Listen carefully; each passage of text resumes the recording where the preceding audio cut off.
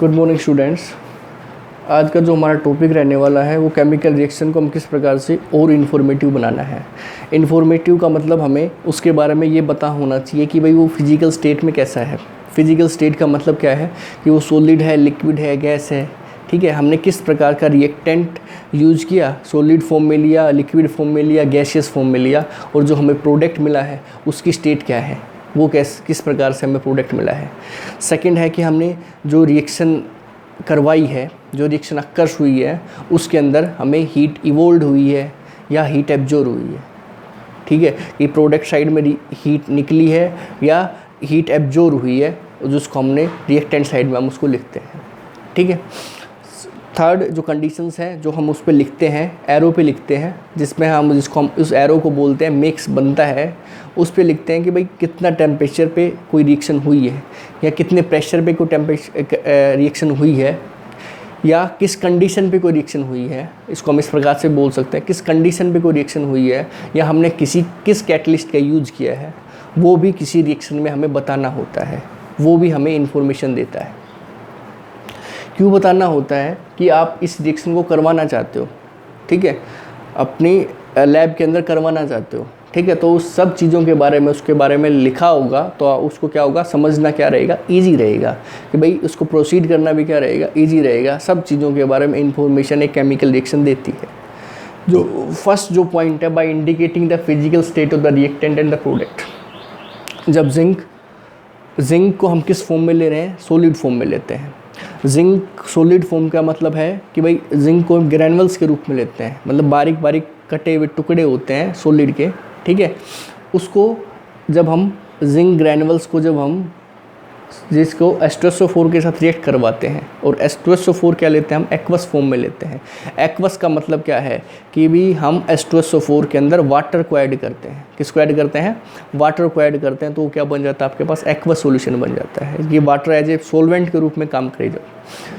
Mix ZnSO4 और ZnSO4 zinc sulphate जो बना है वो एक्वस फॉर्म में बना है, प्लस में हाइड्रोजन, और जो हाइड्रोजन बना है वो क्या है, गैस है। ठीक है, उनकी स्टेट के बारे में हमने यहाँ पे उसके ब्रैकेट में क्या कर दिया, मेंशन कर दिया। ठीक है, तो इस प्रकार से हम किसी भी केमिकल रिएक्शन की फिजिकल स्टेट के बारे में मेंशन करते हैं उसके ब्रैकेट, उसके जो सब्सटेंस है उसके लास्ट में जाके ब्रैकेट में उसको मेंशन कर देते हैं। जिंक के ब्रैकेट में कर दिया कि भाई ये जिंक जो हमने लिया है वो सॉलिड फॉर्म में लिया है। ठीक है, जो H2SO4 लिया हमने एक्वस फॉर्म में लिया है। सेकंड एग्जांपल है आपके पास बेरियम क्लोराइड BaCl2, और ये जो बेरियम क्लोराइड लिया है उसको हमने एक्वस फॉर्म में लिया है। ये एक्वस ये बता रहा है कि इस बेरियम क्लोराइड को हमने वाटर के अंदर डिजोल्व किया है। ठीक है, वाटर एज ए सॉल्वेंट के रूप में लिया हमने। ठीक है, उसी प्रकार से H2SO4 है, उसको भी हमने वाटर एज ए सॉल्वेंट लेके और उसको एक्वस बना लिया। ठीक है, और जो BaSO4 बना है, जो बेरियम सल्फेट बना है हमारे पास, जो बेरियम सल्फेट बना है वो क्या बना है, हमें सॉलिड प्रोडक्ट मिला है। ठीक है, और इस सॉलिड प्रोडक्ट को हम क्या बोलते हैं, प्रेसिपिटेट बोलते हैं। ठीक है, और उसको हम क्या बोलते हैं, प्रेसिपिटेट या PPT, शॉर्ट फॉर्म में बोले तो PPT प्लस में HCl। ठीक है, इस PPT को लिखने का एक तरीका होता है कि भाई जब PPT होती है, प्रेसिपिटेट बनता है, तो उसको डाउन एरो के रूप में लिख दो। ठीक है, और जब गैस बनता है तो उसको अपर एरो के रूप में लिख दो। इस प्रकार से मतलब आपको ये लिखने की आवश्यकता नहीं है कि आप बता दोगे कि भाई जो भी सब्सटेंस बना है वो क्या बना है, हमारे पास एक प्रेसिपिटेट के रूप में बना है। ठीक है, AgNO3 सिल्वर नाइट्रेट जब NaCl के साथ एक्वस के साथ रिएक्ट करता है तो आपके पास क्या बनता है, सिल्वर क्लोराइड बनता है AgCl। ठीक है, और ये भी किस फॉर्म में बनता है, आपके पास एक प्रेसिपिटेट के रूप में बनता है, PPT के फॉर्म में बनता है।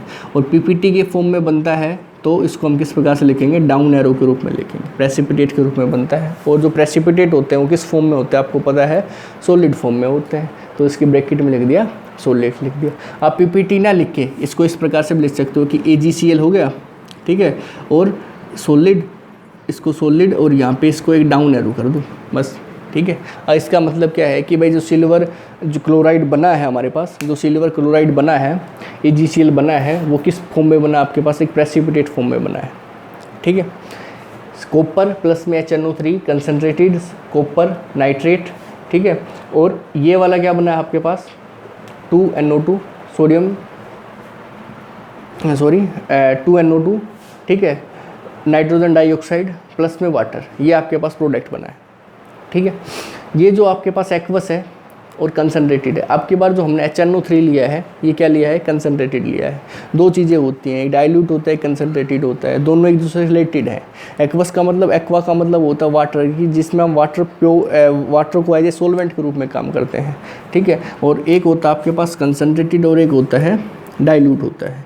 दोनों टर्म एक दूसरे से रिलेटेड है, ठीक है, एक दूसरे को रिलेट करके समझना है। देखो आपके पास ये 100 मिलीलीटर का कोई सॉल्यूशन है, ठीक है, और इस 100 मिली और दूसरे बीकर में भी 100 मिलीलीटर का सॉल्यूशन, दोनों में सेम अमाउंट में 100 मिलीलीटर सॉल्यूशन है। अब आपने इसमें क्या किया कि भाई आपने इसमें 20 मिलीलीटर का कोई सॉल्वेंट ऐड कर दिया, ठीक है, ठीक है, कोई सोल्यूट ऐड कर दिया इसके अंदर 20 मिलीलीटर्स का, और इसमें आपने 50 मिलीलीटर्स का कोई सोल्यूट ऐड कर दिया। आप आपसे पूछे कि भाई कौन सा कंसनट्रेटेड है, कौन सा डाइल्यूट है। जिसके अंदर सोल्यूट की क्वांटिटी ज़्यादा होती है वो कहलाएगा आपके पास, जिसके अंदर सोल्यूट की क्वांटिटी ज़्यादा होती है वो कहलाएगा आपके पास कंसनट्रेटेड, और जिसके अंदर लेस होती है वो कहलाएगा आपके पास डाइल्यूट। क्लियर, ठीक है। तो ये वाला डाइल्यूट, कंसनट्रेटेड और एक्वस, ठीक है। एक एक्वस सॉल्यूशन में भी डाइल्यूट और डाइल्यूट में भी एक्वस, ठीक है, दोनों एक दूसरे में हो सकते हैं। डाइल्यूट एक्वस हो सकता है, एक्वस डाइल्यूट हो सकता है। सेकेंड है by indicating the heat change taking place in the reactions, कि किसी रिएक्शन में कितना हीट इवोल्व हो रहा है या एब्जॉर्ब हो रहा है, उसको भी हमें इंडिकेशन उसको भी हमें लिखना होता है किसी भी केमिकल रिएक्शंस के अंदर, ठीक है। जब आपके पास एक्जोथर्मिक रिएक्शन होती है तब हीट क्या होती है, आपके पास रिलीज होती है, और जब हीट रिलीज होती है तो हम उसको किस साइड में लिखते हैं, प्रोडक्ट साइड में लिखते हैं। और जब हीट एब्जॉर्ब होती है जिसको हम किस साइड में लिखते हैं, हमेशा रिएक्टेंट साइड में लिखते हैं, ठीक है। जैसे आपने उसका बेरिलियम क्लोराइड का जो एग्जांपल पढ़ा था, उसमें क्या होता है, जो बीकर था, जो फर्स्ट लेक्चर में हमने पढ़ा था, वो बीकर में जो टेस्ट ट्यूब लिया था, टेस्ट ट्यूब में क्या लिया था, जब उसको हाथ लगा के देखा तो वो कैसा था, कोल्ड था, मतलब उसमें क्या हुआ है, हीट क्या हुई है, एब्जॉर्ब हुई है। उसी प्रकार से जब हम नाइट्रोजन मोनोऑक्साइड बनाते हैं तब भी हम क्या होते हैं, जो हीट क्या होती है, रिएक्शन क्या करती है, एब्जॉर्ब करवाती है, ठीक है। N2+ में O2+ में हीट, ठीक है, मतलब इसका जब रिएक्टेंट साइड में हम हीट लिख रहे हैं मतलब रिएक्शन ने हीट क्या की है, एब्जॉर्ब की है। और जब हम प्रोडक्ट साइड में हीट लिख रहे हैं मतलब क्या हुई है, वो आपके पास हीट क्या हुई है, रिलीज हुई है, उस रिएक्शन के अंदर हीट क्या हुई है, रिलीज हुई है, ठीक है।